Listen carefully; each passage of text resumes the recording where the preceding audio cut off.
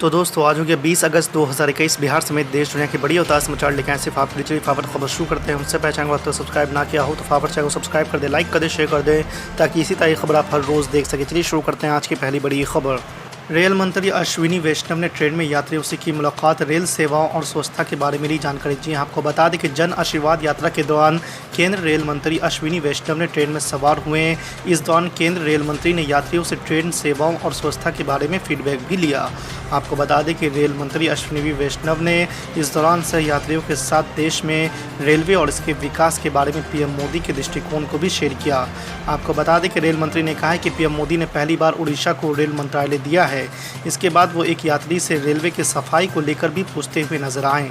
आपको बता दें कि एक यात्री ने कहा कि पहली बार कोई रेल मंत्री किसी भी जनरल क्लास में गए हैं, उन्होंने हमसे रेलवे के बारे में बात की। दूसरी बड़ी खबर, ममता बनर्जी सरकार को हाई कोर्ट का झटका, चुनाव बाद हिंसा की सीबीआई जांच का दिया आदेश। जी आपको बता दें कि पश्चिम बंगाल में चुनाव के बाद हुई हिंसा की जांच के लिए हाई कोर्ट ने सीबीआई की जांच का आदेश दिया है।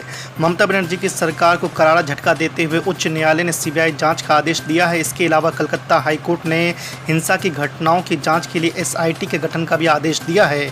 इसमें पश्चिम बंगाल कैडर के सीनियर अधिकारियों को भी शामिल किया जाएगा। आपको बता दें कि बंगाल की तृणमूल सरकार की ओर से हिंसा की घटनाओं का सीबीआई जांच का विरोध किया गया था। ऐसे में हाई कोर्ट का ये फैसला उसके लिए एक झटके की तरह है। आपको बता दें कि हाई कोर्ट ने बंगाल में चुनाव के बाद हिंसा के दौरान हुए हत्या मामलों में सीबीआई जांच का आदेश दिया है। तीसरी बड़ी खबर, तालिबान संकट के बीच बोले रक्षा मंत्री राजनाथ सिंह, भारत के लिए बढ़ गई है चुनौतियां। जी आपको बता दें कि रक्षा मंत्री राजनाथ सिंह ने देश में मजबूत, सक्षम और आत्मनिर्भर रक्षा उद्योग की आवश्यकता पर जोर देते हुए गुरुवार को कहा है कि दुनिया में बदलते हालात की वजह से भारत के लिए राष्ट्रीय सुरक्षा की चुनौतियां बढ़ गई है और जटिल हो गई है। रक्षा मंत्री ने ये बातें ऐसे समय पर कही है जब अफगानिस्तान में तालिबान के कब्जे के बाद भारत सहित कई देशों में चिंताएं जाहिर की जा रही है। आपको बता दें कि तालिबान या अफगान संकट का जिक्र किए बिना रक्षा मंत्री ने कहा कि आज पूरी दुनिया में सुरक्षा के हालात तेजी से बदल रहे हैं। इस वजह से हमारी राष्ट्रीय सुरक्षा की चुनौतियां बढ़ रही है और जटिल हो रही है। चौथी बड़ी खबर, उत्तर प्रदेश विधानसभा चुनाव के लिए भारतीय जनता पार्टी ने तैयारियां तेज कर दी है। इसको लेकर एक चुनावी बैठक गुरुवार को केंद्रीय गृह मंत्री अमित शाह के आवास पर हुई। इस बैठक में हिस्सा लेने के लिए उत्तर प्रदेश के मुख्यमंत्री योगी आदित्यनाथ भी पहुंचे थे। उनके अलावा भाजपा के राष्ट्रीय अध्यक्ष जेपी नड्डा, यूपी भाजपा अध्यक्ष स्वतंत्र देव सिंह, संगठन मंत्री सुनील बंसल भी शामिल रहे। सूत्रों का दावा है कि करीब 3.5 घंटे तक चली इस बैठक में उत्तर प्रदेश चुनाव से जुड़े अलग अलग पहलुओं पर चर्चा की गई। गौरतलब है कि 2022 में उत्तर प्रदेश के साथ ही साथ कई अन्य राज्यों में भी विधानसभा चुनाव होने हैं। इसको लेकर अलग अलग राजनीतिक दल अपनी तैयारियों में जुट गई है। पांचवी बड़ी खबर, मशहूर शायर मुनव्वर राना ने अफगानिस्तान मामले में एक बार फिर विवादित बयान दिया है। उनका कहना है कि जितनी क्रूरता अफगानिस्तान में है उससे ज़्यादा क्रूरता तो हमारे यहाँ पर ही है। पहले राम राज था लेकिन अब सब बदलकर कामकाज है।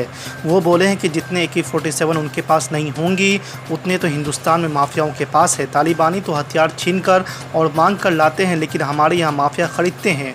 उन्होंने कहा है कि उत्तर प्रदेश में भी थोड़े बहुत तालिबानी हैं। यहाँ सिर्फ मुसलमान ही नहीं बल्कि हिंदू तालिबानी भी होते हैं। आपको बता दें कि मुनव्वर राना ने हिंदुस्तान से बातचीत में कहा है कि तालिबान धीरे धीरे स्थिति संभाल लेगा। उन्होंने कहा कि अफगानिस्तान पर तालिबान का कब्जा उसका अंदरूनी मामला है। यदि तालिबान ने अफगानिस्तान को आज़ाद करा लिया तो हमें क्या लेना देना। मेरा मुल्क है या रहेगा इंशाअल्लाह ताला। सुबह क़यामत तक हम रहेंगे यहाँ पर, इज्जत से रहेंगे, सीना तान के रहेंगे, गर्दन नहीं झुकाएंगे। तुम काट लो मगर झुकेगी नहीं। औरतों पर हो रहा तो फिर इखलाक की बेवा के बारे में क्यों नहीं बात होती? पीलू खान की बेवा के बारे में बात क्यों नहीं होती? तबरेज की नौजवान बीवी जो बेवा हो गई उसकी बात नहीं होती?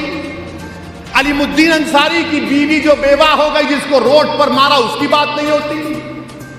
नहीं, वहां जुल्म, अरे यहां पे कौन करेगा? फिर यहां की बात नहीं। औरतों पर जुल्म हो रहा है वहां पर। अच्छा, औरतों पे जुल्म हो रहा ना, तो जरा हम बैठ के थोड़ा लिख के आया हूं। भारत में यूनाइटेड अमू दरिया का निकाले, अमू दरिया। अरे गंगा में लाशें बह रही थी, उसकी फिक्र नहीं है तुम्हारे को? ये काबुल है हमारा। अफगानिस्तान से मोहब्बत हो गई। अभी और आ रहा, भारत में हमारे वतन अजीज में UNFPA की रिपोर्ट है, आपको मालूम हमारे मुल्क में 4 करोड़ 60 लाख बच्चियां गायब हो जाती हैं। 4 करोड़, जोर से बोलो, बच्चियां गायब हो जाती हैं और 9 में से 1 फीमेल बच्ची 5 साल की उम्र होने से पहले मर जाती है। इनको कहां की फिक्र है? वहां की फिक्र है इनको, वहां की फिक्र है इनको। सालारे मोहतरम याद आए, सालारे मोहतरम क्या कहते थे? मां से बढ़ के चाहिए पापा कुटनी कहलाई, बोलते थे ना सालार। वहां की फिक्र है इनको। अफगानिस्तान में ऐसा हो रहा, औरतों पे ऐसा हो रहा। अरे यहां नहीं हो रहा, हरदोई में एक शख्स सरे रोड पर बीवी को मार मार कर कत्ल कर दिया। कितने महिलाओं का रेप होता खवातीन का भारत में, उसकी बात नहीं। वहां कहीं को हो रहा, वहां पे हो रहा। बड़ी मोहब्बत हो गई आपको। क्यों दिखा रहे मालूम आपको? दिखाने का मकसद ये है कि इनके जो पप्पा हैं, पप्पा और मनमोहन सिंह की सरकार ने दोनों मिला के, वाजपेयी की हुकूमत मिला के अफगानिस्तान में $3 बिलियन हम लोग वहां खर्चा किए।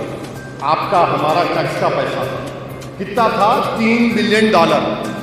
जब मैं ये पूछा कि 3 बिलियन कहां गए, लगा वहां पे, अब लग जाओ, वहां लग जाओ, ड्यूटी पे लग गए पूरे वहां पे। 700 करोड़ की पार्लियामेंट बनाए अफगानिस्तान में। कितने की पार्लियामेंट बनाए? 700 करोड़ की। और आप हमारे वजीर आजम मोदी और वो गनी दोनों मुस्कुरा के रिबन काटे। गनी तो चलेगा दुबई, अभी नहीं यहां बैठ के बोल रहे अफगानिस्तान में ये हो रहा। अरे 700 करोड़ क्या करेंगे? अब क्या तालिबान उससे बैठ के जिरगा करेंगे? अपना जिरगा करेंगे आप उन्हें बैठ के? 700 करोड़, $3 बिलियन आप सोचो कितने होते।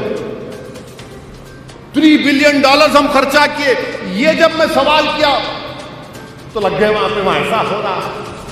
2013 में मैं बोला, मैं नहीं बोला बल्कि जो मुझसे ज्यादा जो काबिल लोग हैं, जिनकी दूर अंदेश निगाहें उसको देख रही थी, मेरे को बोलते थे। और मुझ में आदत यह है कि अगर मेरे को कोई चीज नहीं आती तो मैं बगैर किसी तकल्लुफ के उनको फोन करके या उनसे मिलकर पूछता हूं, मेरे को समझ में नहीं आ रहा, बताओ आप। वो उस वक्त से बोल रहे, वो तमाम सिक्योरिटी के एक्सपर्ट, बड़े बड़े सहाफी जो हैं कि देखो ये होगा। 14 में 15 में बोला, आप क्या करें बताइए आप।